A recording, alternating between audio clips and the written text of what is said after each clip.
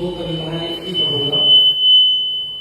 समय मिला तो फिर हम लोग तो पढ़ेंगे। पहली कविता का शीर्षक है काशी में राम। काशी में राम, काशी के राम है। काशी में राम, काशी के राम है। कुछ समय नहीं, कुछ मैं राम है। कुछ समय नहीं, कुछ मैं राम है। काशी में राम जल्दी आएंगे, कूचियों से आएंगे, कविता से आएंगे, रेत से आएंगे। राम ने रेत से शिवलिंग बनाया और बता दिया कि वे जब भी आएंगे साधना से आएंगे, समर्पण से आएंगे, शिल्प से आएंगे। काशी के राम कलाकार के राम हैं। काशी के राम कलाकार के राम हैं। राम खुद एक कलाकार थे। उन्हें पता था कलाकार के सपनों की ऊंचाई शासक की इच्छा से हमेशा बड़ी होती है। शासक की इच्छा से हमेशा बड़ी होती है। और इसी माह के महीने में पिछले वर्ष अमृत स्नान करते हुए कई लोग दिवंगत हुए थे। तो दूसरी कविता है, इसका शीर्षक है अमृत स्नान। माघी अमावस्या के बहुत पहले से अमृत स्नान के आंकड़ों में दर्ज होता मोक्ष मीडिया द्वारा चीख कर बताया जा रहा था। सुबह शाम उठते बैठते बस एक ही बात थी, जो आया उसके लिए दिन, बाकी के लिए रात थी। शासन का पूरा ध्यान इन आंकड़ों को जारी करने में था, जहां देश का हर व्यक्ति आंकड़ों में दर्ज होने को बेताब था। जो इनसे दूर था वह मोक्ष के इस दौर से बाहर था।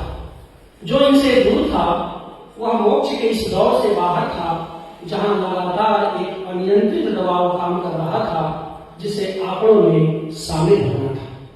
यह 144 वर्ष बाद का विरल अवसर था, जिसे इस जन्म के साथ अगले कई जन्मों में भी घटित नहीं होना था।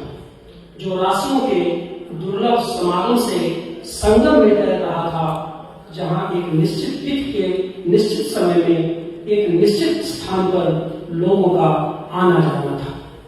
व्यवस्था चाक चौबंद थी।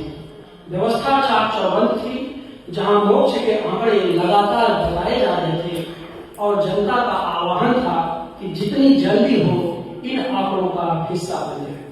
और जनता को बताया जा रहा था कि जितना जल्दी हो इन आंकड़ों का हिस्सा बन जाए और संगम नोच पर पहुंच जाए।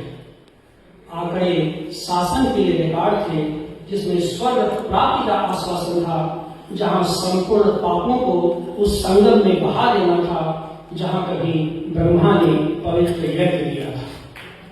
यहाँ सतह पर तैरते हर सनातन मोक्ष में एक चिरंतन सत्य कहीं बहुत गहरे डूब रहा था कि जहां भीड़ अधिक होगी, मोक्ष की होड़ में मृत्यु भी कहीं आसपास ही होगी।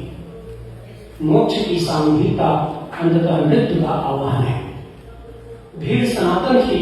व्यक्ति अल्पकालिक जो भीड़ के सामने समर्पण के लिए मजबूर था।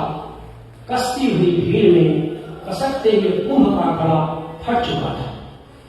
कसती हुई भीड़ में कसकते हुए कुंभ का घड़ा फट चुका था, जहां संगम परिसर में अमृत की जगह विष ही विष फैल गया था, जिसे अमृत के नाम पर जनता को पीना था और अपनों को खोते हुए मोक्ष के लिए कुछ और जीना था। मोक्ष के लिए कुछ और जीना था। बहुत बहुत धन्यवाद।